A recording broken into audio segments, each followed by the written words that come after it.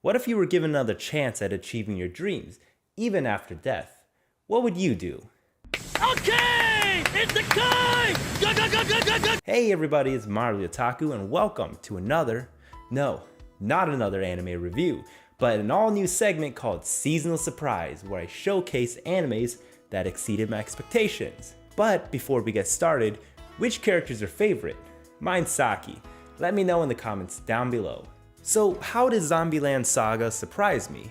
I had a feeling that this would end up being just another typical idol show, maybe even bland after the whole zombie novelty wears off, but surprisingly, it kept me engaged throughout the series. In my first impressions video, I predicted that it would go two ways, either become a regular idol show or throw something totally random at us. I wasn't exactly wrong about the first part. I mean, it was an idol show, but it did things that set it apart from a lot of the other ones that I've recently watched. The way they set the whole group up with their unconventional method of bringing the characters together gave it potential to be more than just another idol anime. Usually people voluntarily join a music group because they're either interested or were convinced to, but in Zombieland Saga, they're forced through their circumstances. I mean, where else can a zombie go? So that creates an interesting dynamic between the characters that need to be resolved if their group wants to succeed. Other than the zombie shenanigans, the story isn't really extraordinary. The anime starts out with Sakura getting run over by Mr. Truck and waking up to find herself in a house full of zombies. Turns out they were reanimated to create an idol group that would save Saga by drawing attention to it. So how would they become successful, and how do you convince these people to cooperate? The most interesting part of the show was them figuring this out and learning about their backstories. For the most part, the story is what you would expect from an idol-themed show. I mean, there's team bonding moments, practicing, and performing to get their name out there. Not all their performances are successful, especially in the beginning, but that's to be expected from a ragtag group of girls. The overarching story is pretty standard, but it's the subplots and the backstories that really sold the show for me. When we're first introduced to the characters, we didn't really know where they came from, other than Sakura, but even her backstory was somewhat of a mystery. As the anime progresses, their different backgrounds and beliefs start to affect the group's cohesion, notably the backstories of Junko, Ai, and Sakura. Now, Junko and Ai, who were both idols in their past life, disagreed on the relationship between the idols and the fans. This is because the idol industry has changed so much after Junko's time. Junko comes from a simpler time when there were clear lines between the performers and fans. But Ai's career takes place during our current understanding of the industry, where it's normal for fans to idolize and be emotionally attached to the girls. This definitely sheds some light on the negative aspects of the industry. It takes advantage of human desire and the emotions of lonely men to keep them coming back to buy tickets and merch.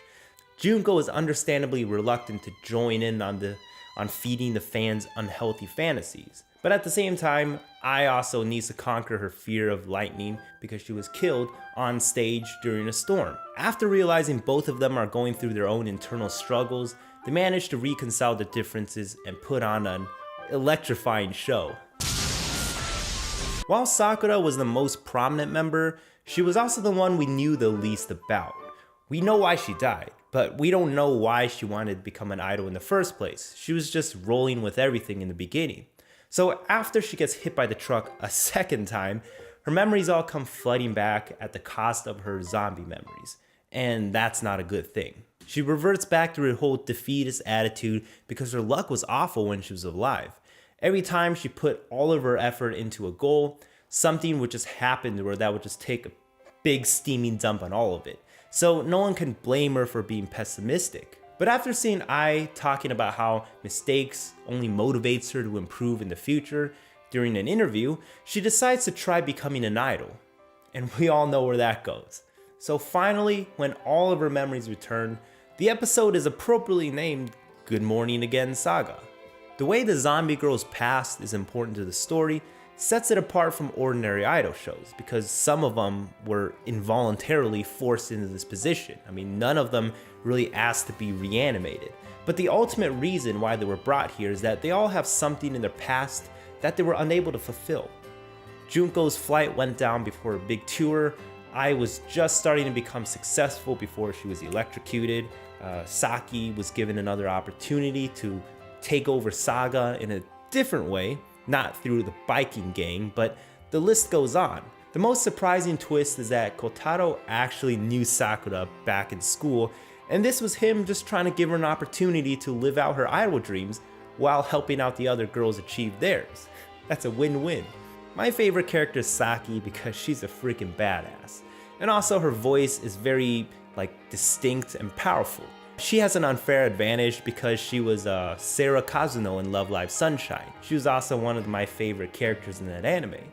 But it's great seeing her in a main role. I also like Junko because she's got a strong sense of morals and acts differently from everyone else. It's maybe because she's from a different time, but yeah. And also Tae, well, she's in a league of her own. Let's just put it that way. Now for performances, it's kind of a mixed bag. They range from silly to great. I've heard people actually complain about how bad the first song was and how they expected better music from an idol anime, but let's be honest, what group starts putting out nice sounding music for their first songs? Especially a group of girls who are from vastly different backgrounds. I'm a big fan of Love Live and all that, but I had to suspend my disbelief when their first song came out. Am I supposed to believe a bunch of high schoolers with no prior knowledge created this? So when Zombieland Saga decided to go for a more realistic approach, sure, my ears hurt, but I still appreciated that so I can see or hear them improve through the course of the season, and they did. In conclusion, Zombieland Saga was surprisingly the most enjoyable and engaging anime of the season, and not necessarily for the story, but for the characters and how their past affects the group. It seems like we might be seeing more of Zombieland Saga in the future.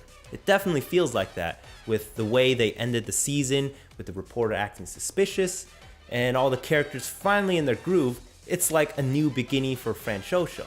So if you're still watching, hit that like and subscribe button and consider following me on Twitter. There's practically no one there, so you'll be one of the first few people. As always, thanks for watching, and I'll see you next time.